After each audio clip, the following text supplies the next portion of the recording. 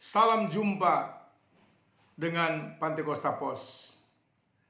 Senang menyapa pemirsa Pantai Costa Pos pada kesempatan kali ini. Ada sebuah kabar menarik, kabar penting. Baru lalu Pantai Costa Pos mengunjungi sebuah pelayanan dua sosok hamba Tuhan, pasangan suami istri, Pendeta Modi Rumondor dan istrinya Melianti. Baru ini di daerah Dadap, tepatnya di perumahan Dadap, ada sebuah pelayanan yang hampir 30 tahun. Pelayanan dari Pendeta Modi dan istrinya Melianti menggembalakan jemaat Tuhan di gereja Pantai Costa di Indonesia, di perumahan Dadap. Dan tidak terasa kedua sosok hamba Tuhan ini, mereka memulai pelayanan hampir 30 tahun silam dengan perintisan dari tidak memiliki jemaat. Dan kemudian mereka memulai dengan pelayanan melayani beberapa anak sekolah minggu. Bahkan tempat yang mereka pakai untuk pelayanan tersebut mengontrak sebuah rumah. Dan oleh karena ketekunan dan kesetiaan mereka di dalam melayani Tuhan, alhasil perjalanan pekerjaan Tuhan di daerah ini menjadi maju dan berkembang. Yang tadinya hanya sebuah rumah yang bersifat kontrak, kemudian oleh karena anugerah dan pertolongan Tuhan, pelayanan GPDI Dadap ini berkembang dengan membangun sebuah gedung gereja yang permanen. Dan gedung gereja ini sudah 2 kali mengalami pemugaran. Dan mujizat demi mujizat, pertolongan demi pertolongan, dari tidak ada menjadi ada dan menjadi kenyataan. Gereja berdiri dengan megah. Dan baru-baru lalu Pantai Costa Pos mengunjungi pelayanan tersebut. Dan ketika mengunjungi pelayanan GPDI yang berada di Dadap Indah, kebetulan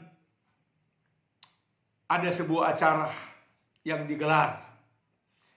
Acara yang pertama digelar pertemuan wilayah, dan dilanjutkan dengan sebuah acara ucapan syukur, yang di dalamnya ucapan syukur ini hadir hampir semua pimpinan majelis daerah, mulai dari ketuanya Pendeta Samuel Tumbel dan para anggota majelis daerah lainnya hadir untuk turut merasa berbahagia atas acara ucapan syukur, di mana keluarga Pendeta Modi Rumondor dan istrinya Melianti genap usia pernikahan mereka yang ke-25 tahun. Saudara, seperti apa acara kegiatan di tempat pelayanan GPDI Dadap Indah? Ikuti liputan Pantai Costa Pos. Tidak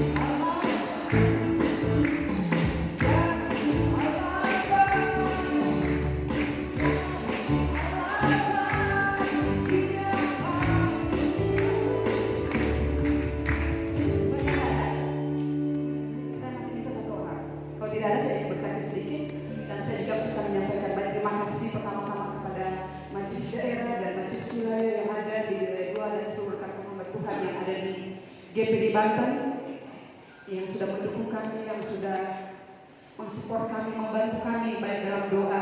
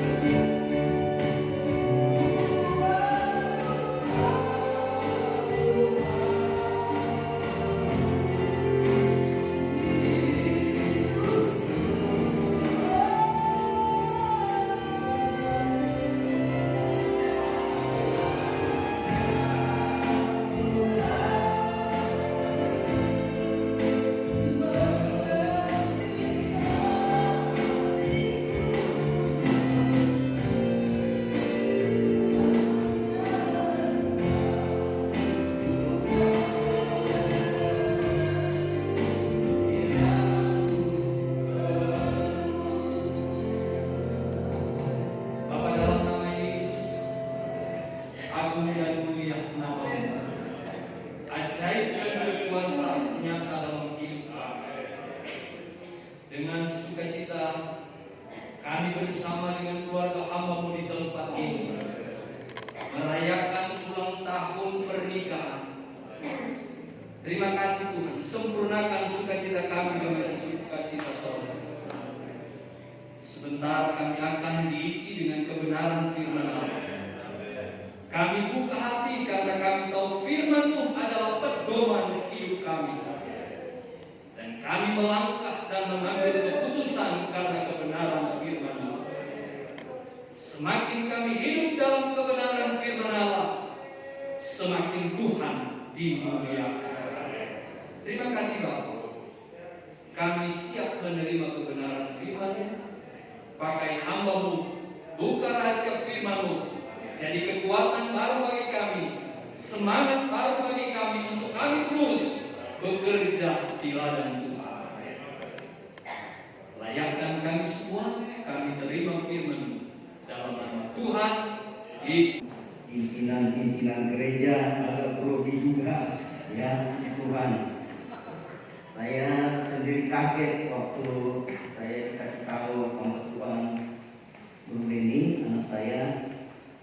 Kata Omudi, katanya papi yang layani. Saya bilang, wah, luar biasa ini. Ya apa nggak salah ini Omudi. Ya. Namun ya itulah kita hamba Tuhan harus dengar-dengaran. Ya, saya punya gembala yang sudah meninggal, Pendeta Da Costa.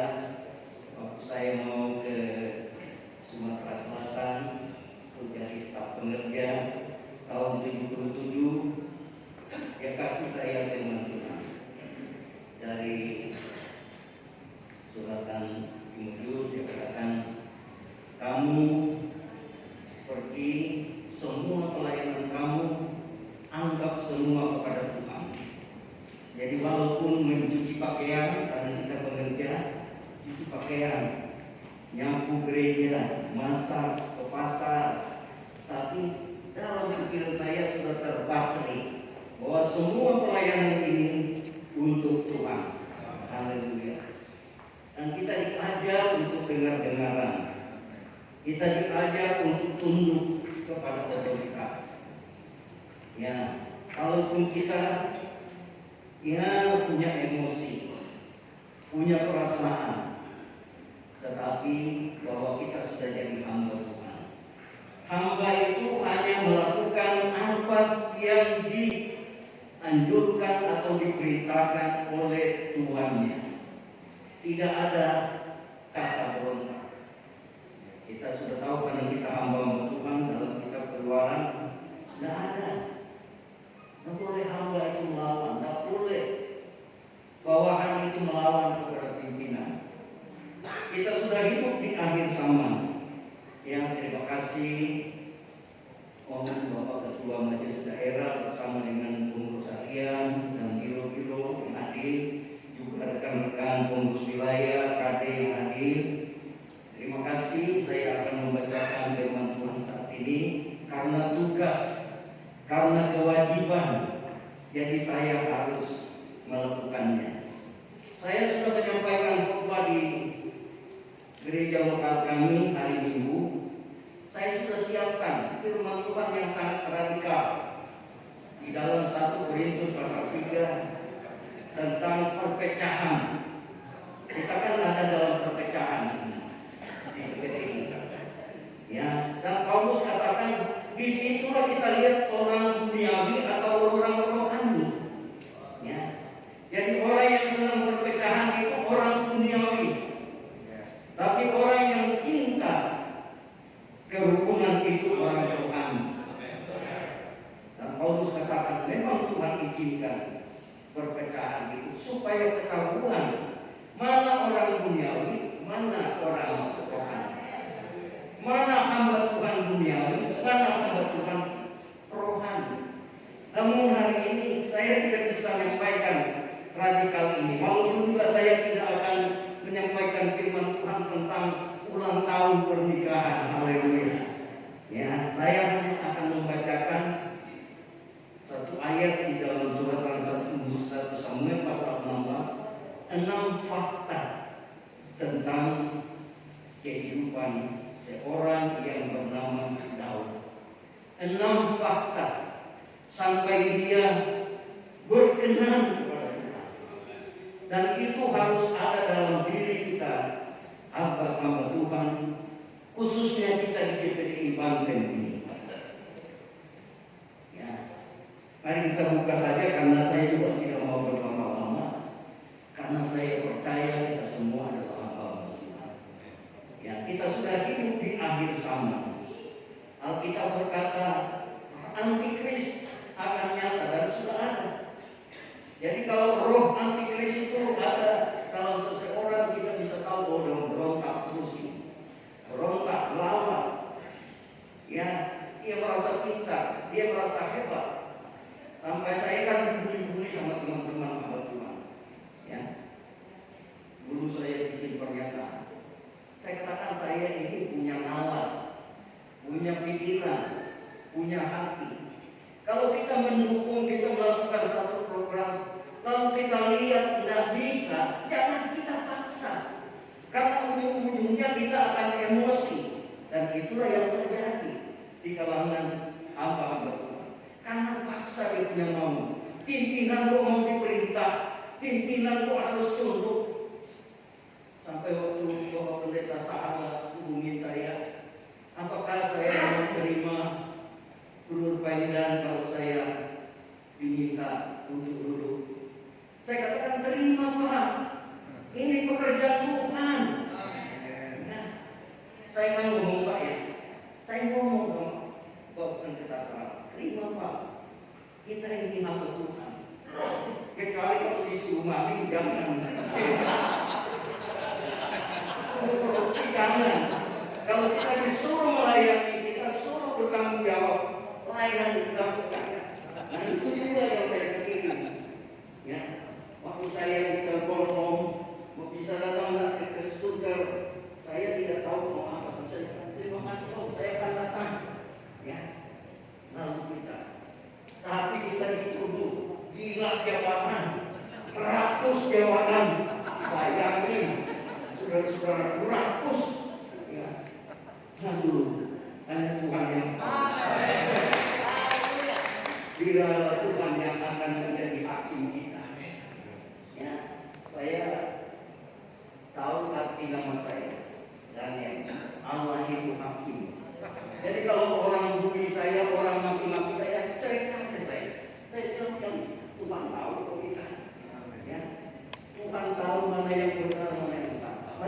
terbuka di dalam 1 Samuel pasalnya yang ke-16. Ya, mari kita resapi, kita renungkan ayat ini. Ya, sorry saya dikasih ini tadi. Harus tutup karena kita masih ada di zaman berhati-hati ini. Waspada. Kita punya iman, tapi kita juga harus waspada. Waspadalah, kata RCTI. Ya. Kejahatan bukan terjadi karena kelalaian.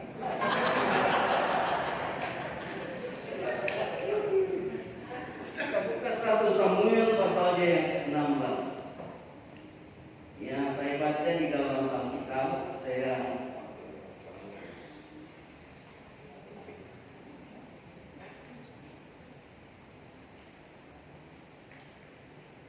Di mana Daud diurapi menjadi raja. Ya, ditulis di dalam Alkitab terjemahan lain, ini 6 fakta dari kehidupan Daud ini. Kita baca, saya baca demikian firman Tuhan. Lalu jawab salah seorang hamba itu, katanya, sesungguhnya aku telah melihat salah seorang anak laki-laki Isai orang Betlehem itu. Satu, yang pertama, dia seorang pemuji. Kalau dalam terjemahan lain dikatakan dia seorang musician. Dia adalah pemuji. Dikatakan di sini yang pandai memainkan kecapi. Pertama, satu, ia seorang pahlawan yang gagah perkasa. Yang kedua, lalu yang ketiga, seorang prajurit. Yang keempat, pandai bicara. Yang kelima, elok perawakannya. Dan yang terakhir, Tuhan menyertai dia. Ya, 6 fakta dari pribadi seorang yang bernama Daud. Saya diberkati Tuhan melalui lain yang suka dikirim Om, ya, kasih Om, ya. Walaupun saya tidak bisa balas, saya hanya bisa terima, tidak bisa balas. Sampai teman istri saya di sekolah kita, dia kirim ya, ini apanya media? Kok hanya diterima nggak pernah jawab? Karena apa? Saya nggak bisa. Saya pasti, saudara-saudara, hanya bisa baca, terima informasi, tapi tidak bisa menanggapi. Nah, saya juga bersyukur karena saya tidak bisa menanggapi hal ini. Mungkin kalau saya minta WA, saya sudah berkelahi sama teman-teman. Karena saya juga orang temperamental. Terima kasih Tuhan, saya jodoh ya. Yang saya tidak terjerumus di pertengkaran media sosial. Saya berterima kasih sama Tuhan. Untung saya tidak tahu media sosial ini.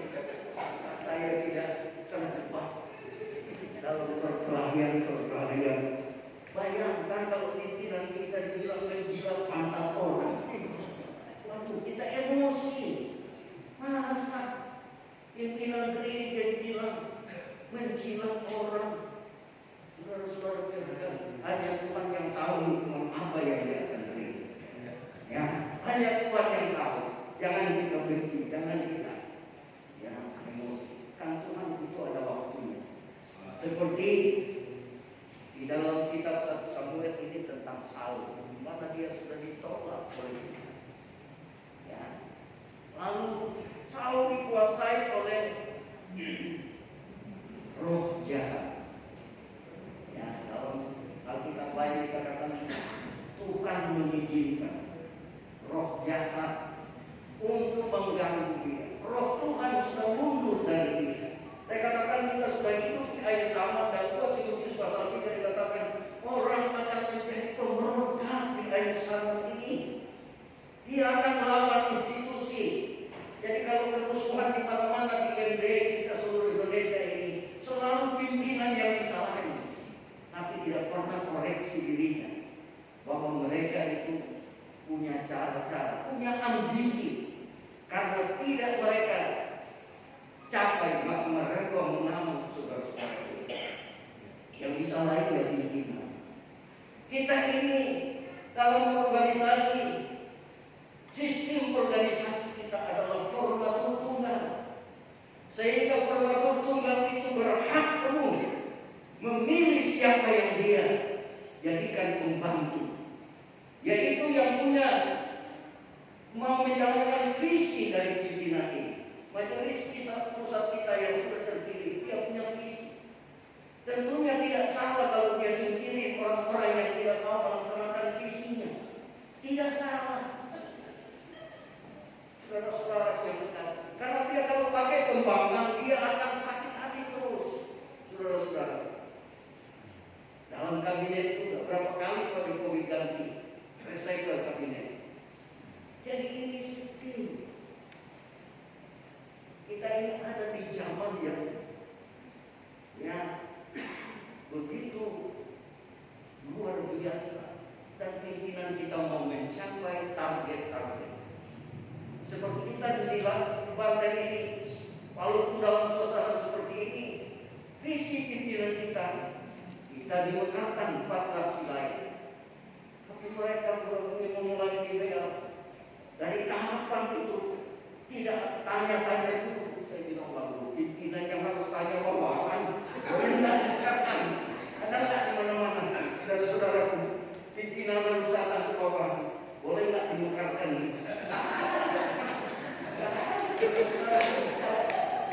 Pimpinan punya hak prerogatif untuk mengambil kebijakan-kebijakan yang baik. Nah, saya bersyukur sama Tuhan, walaupun hamba Tuhan yang tidak terlalu banyak pengetahuannya, tetapi punya hati juga, ya, menimbang, ngerti, nalar, berjalan, saudara-saudara. Ya, saya sudah saksikan waktu di wilayah kami, ya, putusan MD bahwa pendeta mau mundur kendaraan ini. Saya diminta bersaksi seperti tadi Bapak mau bersaksi. Lalu saya bilang saya bersyukur saya sampai hari ini masih sehat.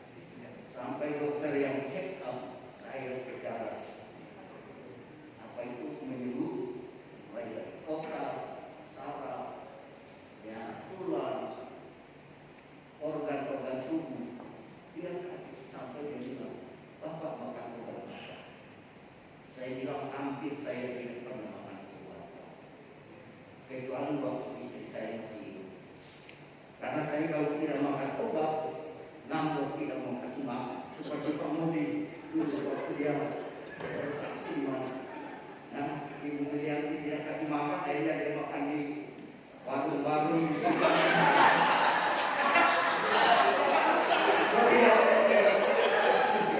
Ini karena bahagia dan apa sampai hampir kena penyakit. Ya saya bilang ya, karena istri saya itu orang yang juga termasuk keras. Saya cukup. Jemaat kami, ya boleh dikata sekarang itu agak inilah jemaat yang belayan. Waktu istri saya ada, dia lihat saja pelayan, roknya di atas perut, langsung disuruh turun. Ya.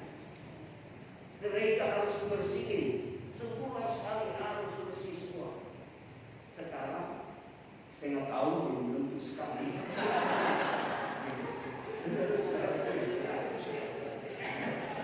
Jemaat mulai rindukan ibu gembalanya.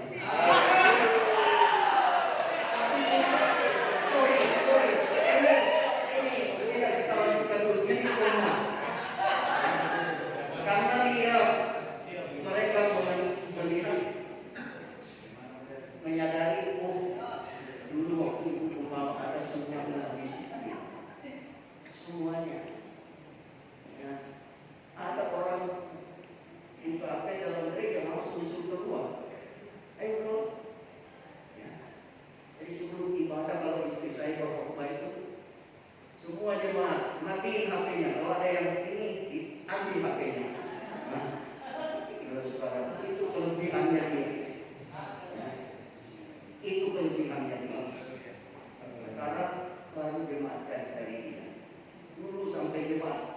salamin saya, istri saya nggak disalamin.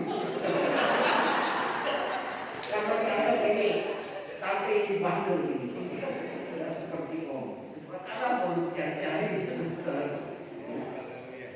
Cari dari sekarang. Walaupun juga jemaat ya apa ya. Nah, kita kembali kepada ayat teman-teman tadi.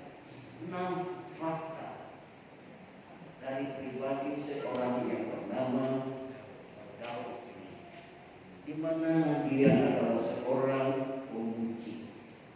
Saudaraku, saya sudah pernah alami. Setan itu bukan hanya lari karena ditempel, tapi lari karena kita menyembah Tuhan dalam roh dan kebenaran. Kami pernah turut setan dalam nama Yesus, dan setannya tidak keluar. Tiba-tiba kami tidak menyembah Tuhan. Ya, karena waktu itu suami istri berkelahi, saudara-saudara. Istrinya mau bunuh diri, dibawa ke rumah sakit. Dokter bilang darahnya tinggi.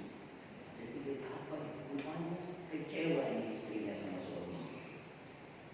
Karena kedapatan selingkuh di keras ini sama pembantu rumah tangga. Aku ditanyain, Tuhan selalu ampuni, Tuhan selalu ampuni. Wah, akhirnya dijamah ini istrinya. Dipeluk itu suaminya. Saya selalu ampuni kamu kalau sudah nyakitin hati saya. Wah, kita tahu di situ. Oh, rupanya ini bapak ini selingkuh di garasi mobil. Sudah. Ya. Nah, jadi kita harus hati-hati bapak-bapak ya. Sampai teman kita punya teman pendeta Enos, dia katakan rasanya sama. Kita kan orang tua semua. Hanya casingnya aja yang beda-beda. Sorry ya, sama deh teman. Sama, hanya casingnya. Tapi kita ini laki-laki kayak jangan terpengaruh dengan casing. Gak taunya kita punya istri yang mesinnya paling tokcer. Haleluya, puji Tuhan. Yang pertama tadi dikatakan memuji. Kita harus selalu senang memuji Tuhan supaya kita sehat. Tadi saya sudah katakan bahwa waktu dicek sama orang sudah berteriak itu stafnya atau istrinya. Wah hebat, ini opa 70 tahun tidak ada masalah. Menurut data di alat berkantor, tulangnya, sarafnya, ginjalnya, paru-parunya, sampai kalau ngomongin nanti sudah RW saya akan makan karena apa? Ya, jadi itu kemurahan Tuhan. Nah, saya sudah berkomitmen akan kasih hidup saya. Sampai saya bilang sama anak saya ketika ini, kalau papa sudah anggot-anggot, jangan bawa ke dokter. Itu sudah waktunya Tuhan buat saya. Saya udah bilang sama anak saya, jangan. Karena saya tahu bahwa saya sudah berkomitmen untuk hanya percaya kepada Dia dalam segala urusan hidup saya. Jadi kalau sudah terjadi sesuatu, saya percaya bahwa itu waktunya Tuhan sudah. Di depan jemaat saya bilang ibu bapak, kalau jemaat lain selalu banyak umur, selalu diberkati Tuhan.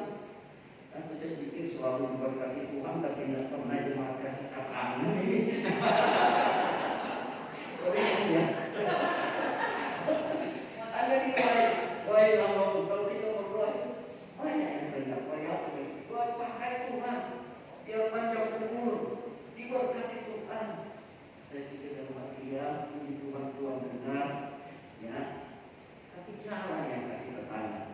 Tapi ada juga yang kasih uang jajan, dia pulang dikasih. Ada yang kasih saudara-saudara. Ya. Nah itu sebabnya saya bilang sama wilayah, saya bukannya cari kedudukan di wilayah, saya akan berkomitmen untuk tidak ambil uang wilayah 1 sen. Ya. Termasuk hari ini bendahara wilayah tidak usah kasih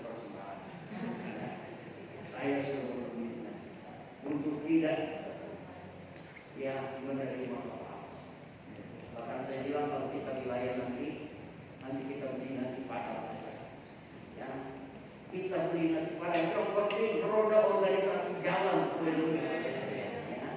Kita harus bekerja. Tidak usah kita terganggu. Tadi katakan dia memuji, orang yang selalu memuji itu awet. Saya juga menerima WA dari grup sekolah Alkitab Beji, di mana di situ ada seorang pakar kesehatan yang katakan orang yang paling sehat itu selalu tidak ada gangguan, di mana dia punya istilahnya 500 ke atas, ya pH-nya dibagi. Tapi kalau sudah di bawah 200, dan orang yang selalu alami itu orang yang selalu bergembira, orang yang selalu bersyukur, ya, sampai dampaknya juga menular kepada orang-orang yang ada di sekelilingnya. Ya, jadi mari kita belajar selalu bersukacita di dalam Tuhan. Mari kita selalu belajar bersyukur, walaupun hamba Tuhan kita ini bebannya terlalu berat, karena kita menghadapi jemaat, bebannya berat. Ada yang sakit, kita yang pusing. Ada yang punya persoalan, gembala juga pusing. Ada yang usahanya bangkrut, gembala yang pusing. Semua, ya. Jadi kita juga menanggung persoalan-persoalan pribadi. Tapi Daud ini memuji. Saya tidak akan ngomong masalah-masalah apa yang dihadapi Daud. Dia tidak terlalu dihargai dalam keluarganya. Sampai diungkapkan bahwa ibu bapakku meninggalkan aku, tetapi Tuhan menerima aku. Ya. Dia tidak pernah menunjukkan. Lalu yang kedua tadi kita baca di dalam firman Tuhan ini, dikatakan ia seorang pahlawan yang gagah perkasa. Amin, saudara-saudara. Kita harus gagah perkasa di dalam Tuhan. Kita harus punya prinsip ini, punya semangat. Ya. Waktu kami merintis ini, sampai RW kami tidak ada itu, dia katakan ini gereja miskin ya Om. Karena dia lihat kita pakai karung boni kalau kebaktian, tutup, kita di pinggir jalan lokal. Ya. Tapi puji Tuhan Allah menolong, Tuhan menolong. Seperti juga sorry saya di sini Bapak Mudi, tapi tidak pernah salah paham dengan Pak Mudi. Kami selalu saling mendoakan, haleluya. Sampai pernah ada jemaat yang kami layani ibadah di sini, Pak Mudi telepon, gimana ini Om? Jemaat yang mau gereja di sini. Saya bilang terima aja Pak Mudi, ya. Karena saya lagi ngambek itu, mungkin Pak Mudi bisa ubah dia lagi. Jadi jemaat yang kami layani ngambek. Saya bilang dia mau bisa manage dia sampai dia jadi anak Tuhan yang tidak nanggung-nanggung. Tapi lama-lama balik lagi sudah. Balik lagi.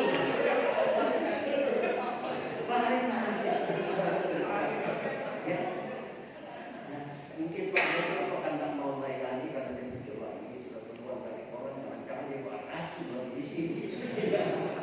Dia bawa racun lagi di gerejanya Pak Mudi. Nanti jemaat yang sudah setia bisa jadi tidak setia di sini. Ya, jadi dia balik lagi. Ya, saya juga bertanya, kenapa kamu kembali? Karena saya pikir adalah urusannya dia dengan Tuhan, saudara-saudara.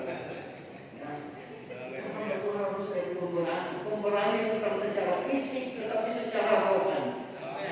Ya, karena kita hidup di akhir zaman ini, Rasul Paulus berkata kita bukan melawan darah daging, tapi melawan roh-roh, penguasa, melawan pemerintah, roh-roh jahat. Rasul Paulus juga berkata, kau lebih besar dia yang ada di dalam diri kita daripada dia yang ada dalam dunia ini. Maaf, 1 Yohanes, yaitu roh Tuhan. Jadi kita hamba betul-betul berani. Hamba betul ini dikatakan berani-berani. Sampai waktu itu Ketua Lemhanas waktu kita ulang tahun 90 tahun GPDI di Surabaya. Ya, Ketua Lemhanas dia bilang, ini GPDI, anggota GPDI, Kopassusnya gereja. Dia ada di gunung, dia ada di lembah, dia ada di mana-mana, saudara-saudara. Dia malah semangat itu tidak kendor dalam diri kita. Karena api Pentakosta, haleluya. Kuasa Roh Kudus. Yang kita lihat banyaknya jiwa, haleluya. 1-2 jiwa itu nilainya begitu mahal di hadapan Tuhan. Nilainya begitu luar biasa di hadapan Tuhan. Daud ini orang pemberani. Orang pemberani itu dipakai Tuhan, saudara-saudara. Ya. Kalau di dunia seperti Paulus, dia punya prinsip sampai orang Kristen, Tuhan ini, wah ini mau dipakai orang ini. Ya ubah menjadi lalu menjadi seorang hamba Tuhan yang dipakai oleh Tuhan. Lalu selanjutnya dikatakan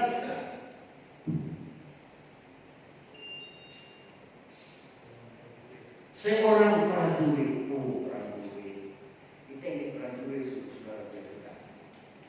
Ya, Paulus berkata, seorang prajurit itu tidak memusingkan dirinya dengan hal-hal asal dapat menyenangkan hati komandannya.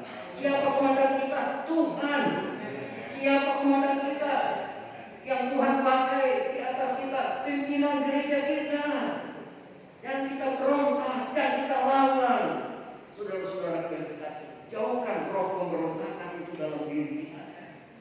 Ya, saya katakan kepada anak saya pendeta Billy, dulu Tuhan Yesus, orang Saduki dan orang Farisi itu bermusuhan.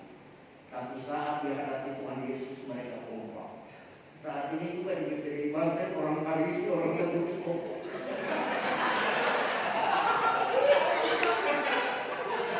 Share kemana-mana. Saya bertanggung jawab dengan setiap apa yang saya sampaikan. Orang Saduki, orang Farisi kompak supaya Tuhan Yesus disingkirin. Di akhir zaman ini Farisi Saduki juga kompak supaya MD Banten dijatuhi. Maka rapat-rapat mereka hari ini tidak ada wilayah gue. Nah, dan saudara-saudaraku, kita bersyukur sama Tuhan. Tuhan pasti nyatakan pembelaannya satu waktu. Ya, kita doakan mereka dengan hati kita yang selalu mengasihi Tuhan. Lalu selanjutnya saya akan akhiri firman Tuhan ini yang pandai bicara. Pandai bicara, saudara-saudara. Tahun ini dipenuhi oleh hikmah. Kita sudah tahu bahwa waktu dia mau dibunuh, dia lari ke orang Filistin atau orang Aram. Lalu pasukannya bilang, rakyat ini dia Tuhan, yang selalu mereka yang selalu mengadakan kegagalan di pada kita. Dalam yang pada Tuhan, pura-pura sakit jiwa. Bapak tahu ya, dia kasih ngeces dia tuh. Air minumnya dibawa kepada raja, dia pura-pura gila. Raja bilang, apa kekurangan orang gila di Aram? Usir. Selamat dia sudah. Kita juga menghadapi orang-orang yang hebat seperti itu. Kadang-kadang kita harus pura-pura gila.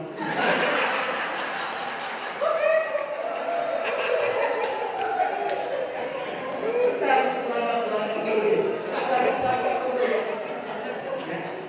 Mereka pintar, kita yang tulus. Yang penting kita ada di jalur Tuhan.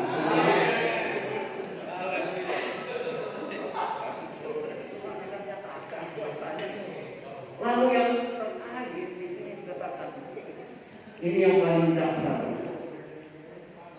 Elok perawatannya di mata Tuhan. Ya, karena waktu Samuel mengkiri saudaranya, luar biasa nih, dasar nih, Tuhan tidak salah itu, jangan. Ya.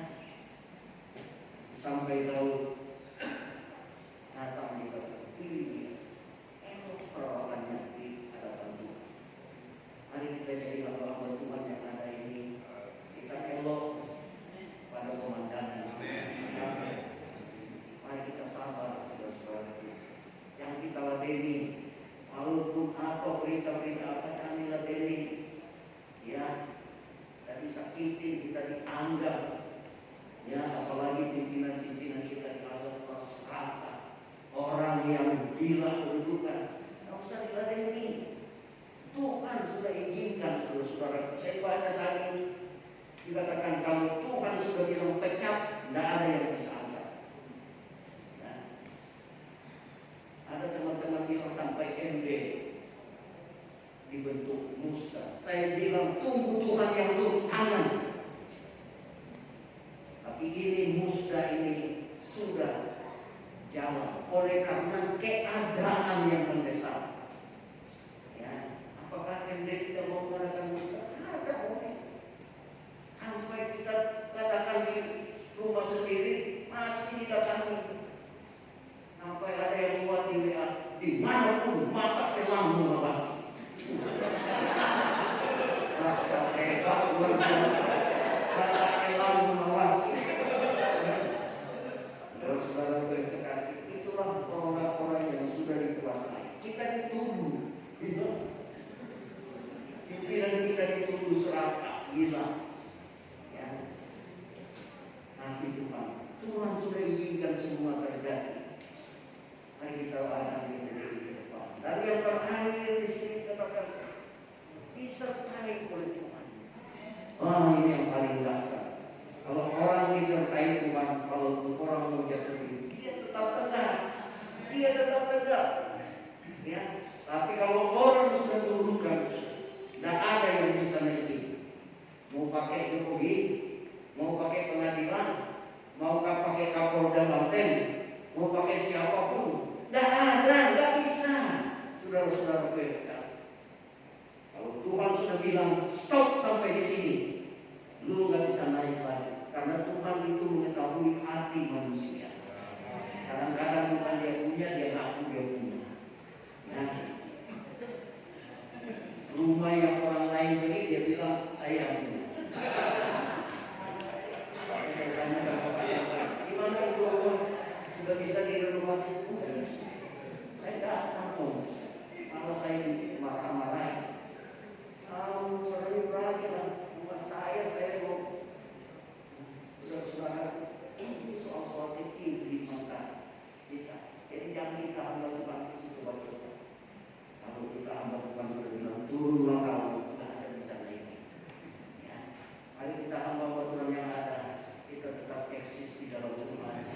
Takut akan Tuhan, jalankan kewajiban kita, tanggung jawab kita sesuai firman. Maka Tuhan akan terus menopang kita. Tuhan memberkati. Sampai di sini saya serahkan lagi kepada WL. Pantikostamus mau bincang-bincang terkait dengan pelayanan di sini. Bisa diceritakan awal pelayanan di GPD Dadap ini? Sejak kapan dimulainya? Sejak tahun 95 saya merintis di rumah ini dan dimulai mengontrak di blok F2 nomor 9. Dan setelah mengontrak 3 bulan tinggal di rumah kontrakan, ya, berdoa selama 3 bulan di rumah kontrakan. Baru Tuhan kirim 1 anak sekolah minggu. Dan mulai anak sekolah minggu berapa bulan, 1 sekolah minggu bertambah 2, 3. Dan dimulai lagi dengan 1 orang dewasa engkong daripada anak sekolah minggu ini. Boleh tahu mulai pelayanan GPD Dadap ini tahun berapa ini? Tahun 1995. 95, jadi belum di sini ya? Belum, masih. Jadi selama 7 tahun kontrak dikontrakan, baru Tuhan kasih tanah di sini dan kita membangun tempat ini. Jadi waktu merintis itu mulai dengan pelayanan berapa orang? 1 sekolah minggu dan 1 engkong. Oke. Dan itu berkembang terus ya? Dan Berkembang terus sampai di tempat yang baru ini. Ya. Dengan jumlah jemaat berapa banyak?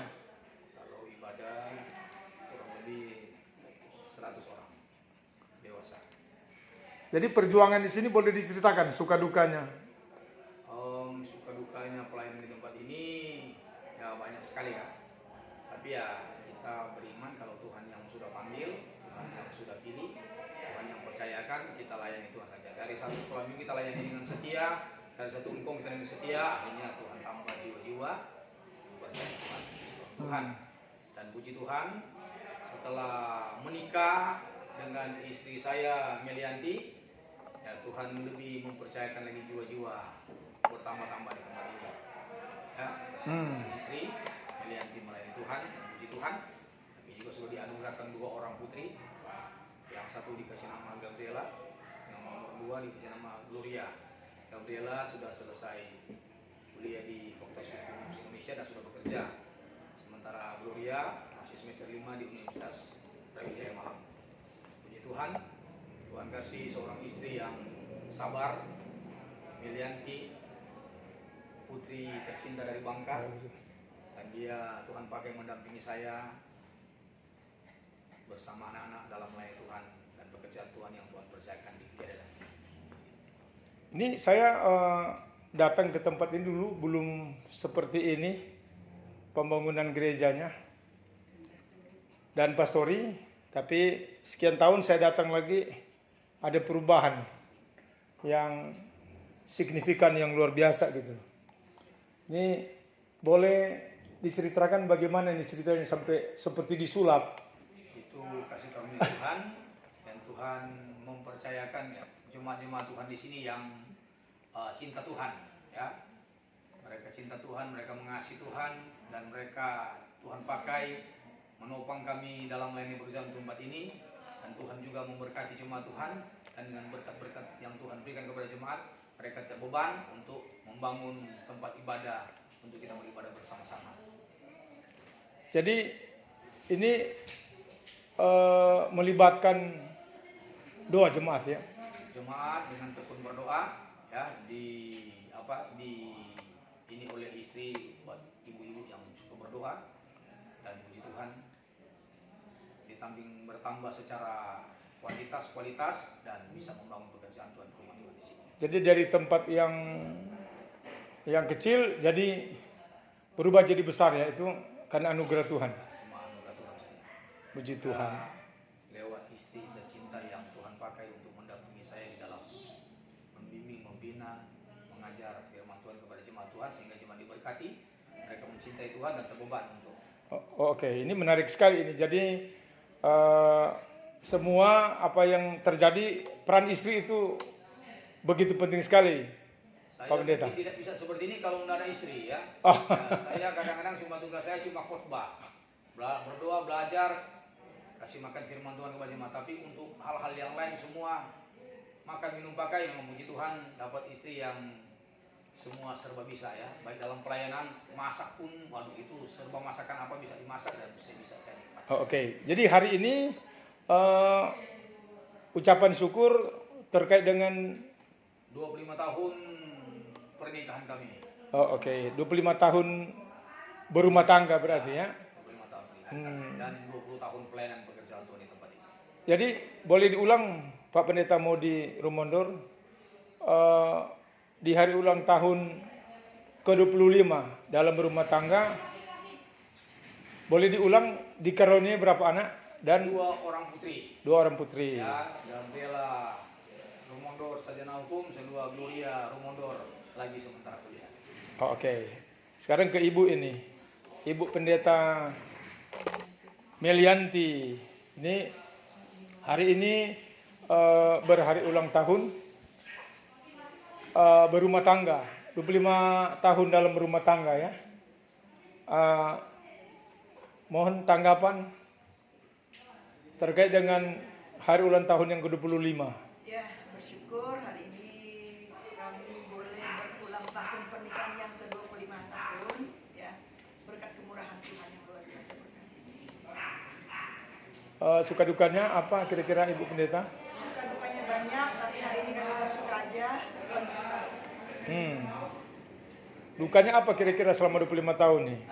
Dukanya apa ya? Dukanya menghadapi masalah pelayanan, masalah keluarga,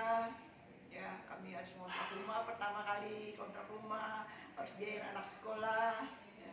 Sukanya ya Tuhan cukupin semua sih. Jadi kalau dukanya selama 25 tadi duka, sekarang apa namanya? Sukacitanya apa gitu 25 tahun. Sukacitanya adalah bisa tetap dalam pelayanan selama 25 tahun, masih tetap dalam bendangnya Tuhan, melayani Tuhan, dan anak-anak juga takut akan Tuhan, itu sukacita luar biasa. Puji Tuhan. Masih ada yang mau ditambahkan? Pak Pendeta Modi dan istri. Tidak ada yang perlu kita banggakan dan sombongkan dalam hidup ini. Kita cuma dipanggil, dipilih Tuhan, melayani Tuhan, dan semua karena kasih karunia Tuhan. Kalau bisa dipercaya dipanggil Tuhan, hidup ini adalah untuk melayani Tuhan. Terkait dengan tadi sudah diceritakan pengembalaan bahkan 25 tahun Tuhan sudah tolong. Terkait dengan kepercayaan dalam organisasi Ya, puji sebagai Tuhan. bendahara majelis daerah, mohon komentar. Ya, puji Tuhan, ya, untuk periode yang keempat kali ini ya lewat Majelis Pusat dan Ketua MD mempercayakan di Bendahara Umum Majelis Daerah Banten dan dibantu oleh istri dalam soal keuangan. Oke.